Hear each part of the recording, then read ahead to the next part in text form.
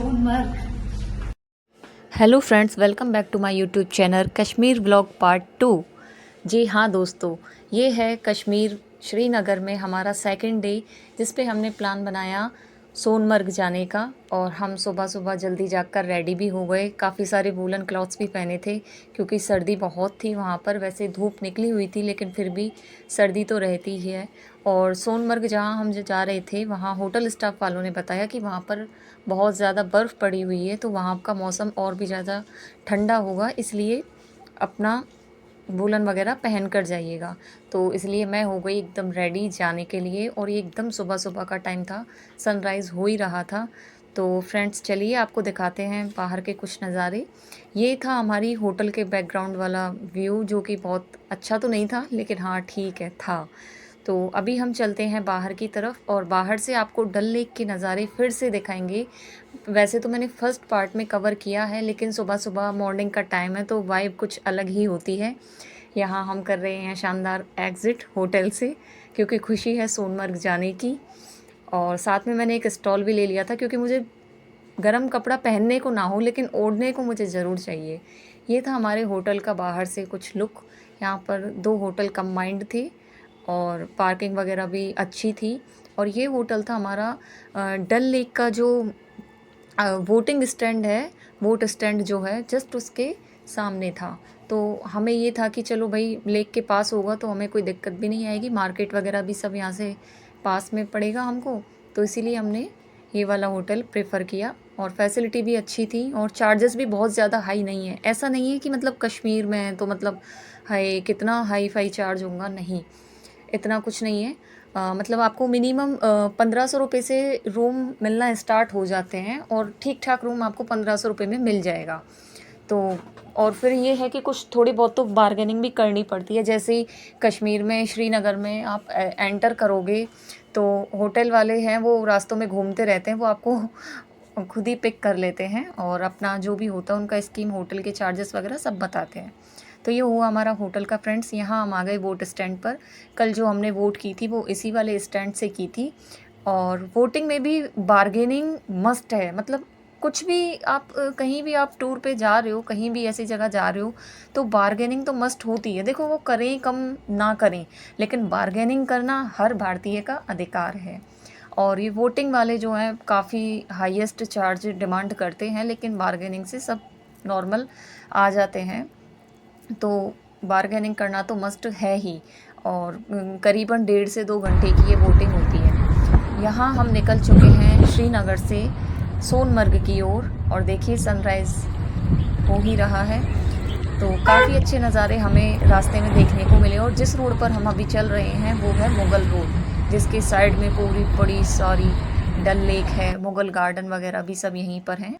Friends जब भी हम सफ़र पे होते हैं ना तो नॉर्मल से ज़्यादा भूख लगती है, इसीलिए हमने की इस वाले होटल की खोज।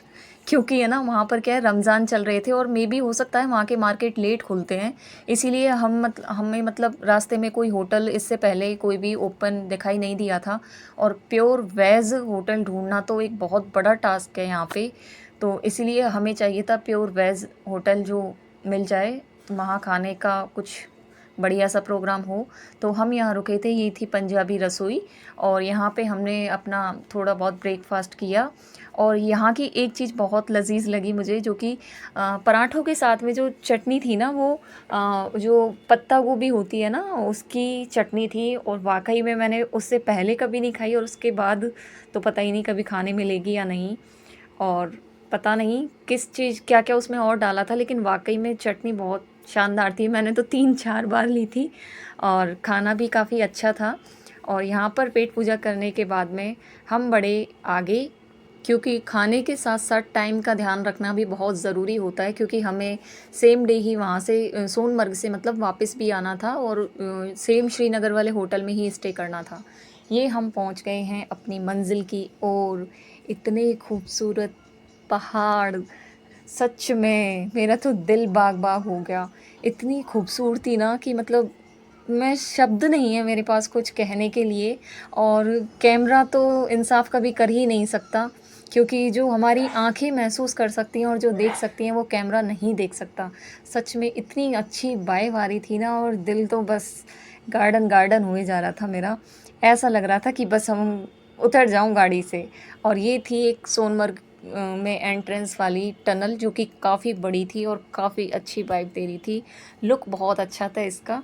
जब हम जा रहे थे तो गाड़ी में तेज़ म्यूज़िक सुनते हुए जा रहे थे, बहुत अच्छा लग रहा था। और ये हम सोनमर्ग में एंट्री कर चुके हैं। स्टार्टिंग में गांव टाइप माहौल देखने को मिलता है, मतलब घर वगैरह लोग भी दिखते हैं।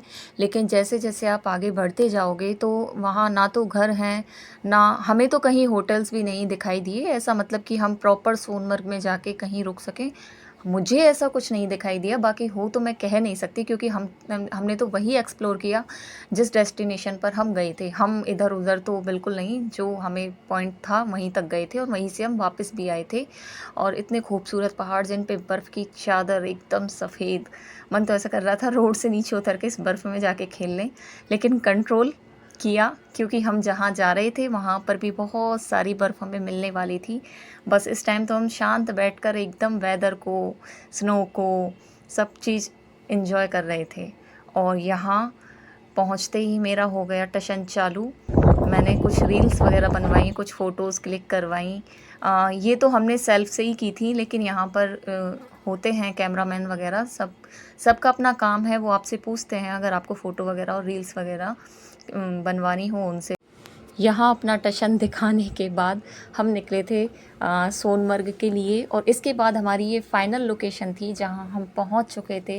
ये है सोनमर्ग, जहाँ पर बहुत सारी स्नो, बहुत सारी वैलीज़, मेरे को सबके नाम तो नहीं पता, हालांकि वहाँ जो गाइड भैया थे हमारे साथ उन्होंने सब कुछ बताया था। काफ़ी फ़िल्मों की शूटिंग वगैरह भी हुई हैं, लेकिन सीरियसली मुझे कुछ भी याद नहीं है, कोई भी नाम याद नहीं है, क्योंकि इतने सारे नाम वो तो एक साथ बोलते चले जाते हैं और उनकी लैंग्वेज भी थोड़ी सी अलग होती है, समझना थोड़ा डिफ़िकल्ट होता है। हालांकि वो बोलते हमारी उस हिसाब से कि हमें भी समझ आ जाए, लेकिन नहीं आ पाती है, तो थोड़ा सा लैंग्वेज का इशू रहता है। यहाँ हमने फिर से एक भैया हमको मिले थे और उनसे हमने काफ़ी सारी रील्स वगैरह और फ़ोटोशूट वगैरह करवाया था, और उन्होंने चार्जेस तो काफ़ी हाई मांगे थे, लेकिन बाद में सब सेटल हो गया। और यहाँ पर स्नो में ये वाली लकड़ी वाली गाड़ियाँ भी चलती हैं, आपको पेट्रोल वाली बाइक भी मिल जाती हैं, लेकिन सीरियसली इस लकड़ी वाली गाड़ी में जो मज़ा है ना वो बाइक में नहीं है। और इसमें भैया अपने हाथ से खींचते हैं, और यहाँ तो मेरे साथ में एक हादसा हो गया, मेरा बैलेंस ख़राब हो गया और मेरा एक्सीडेंट हो गया और मैं गिरी धड़ाम। और फिर हमने कुछ रील्स वगैरह इस तरह की शूट करवाई। ये प्रॉपर रील है जो भैया ने हमें बनाकर दी थी, और सच में मुझे तो बहुत अच्छी लगी। मतलब ऐसा नहीं लगा कि पैसे वेस्ट गए, वाकई में लगा कि हाँ, पैसों का यूज़ सही जगह हुआ है। और बाद में क्या है कि यही यादें ही तो रह जाती हैं, फ़ोन खोल के कभी देखो कि हाँ भाई हम भी कभी कहीं गए थे। तो इसलिए हमने काफ़ी सारी रील्स और फ़ोटोज़ वगैरह करवाई और खूब सारा एंजॉय हमने बर्फ़ में किया। और यहाँ पर मैं बर्फ़ में लेट गई थी और महसूस कर रही थी। अच्छा, इस बर्फ़ की ख़ासियत ये है कि ये चिपकती नहीं है, और मतलब बर्फ़ थी लेकिन बहुत ज़्यादा ठंडक नहीं थी। वहाँ से वापस आते आते टाइम हमें ये वाली नदी बहते हुए मिली थी, जिसमें पानी बहुत कम था। आप देख पा रहे होंगे मेरे पैर, थोड़े थोड़े पैरों पर पानी आ रहा है।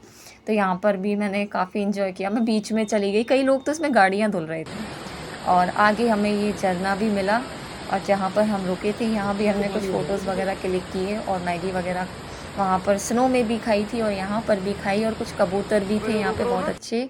और बस यही था हमारा श्रीनगर सोनमर्ग का जो पूरा टूर था वो यही था।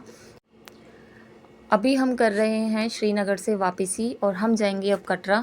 तो फ्रेंड्स, अगर आज का व्लॉग आपको पसंद आया हो तो प्लीज़ चैनल को सब्सक्राइब कीजिएगा, वीडियो को लाइक कीजिएगा, शेयर कीजिएगा।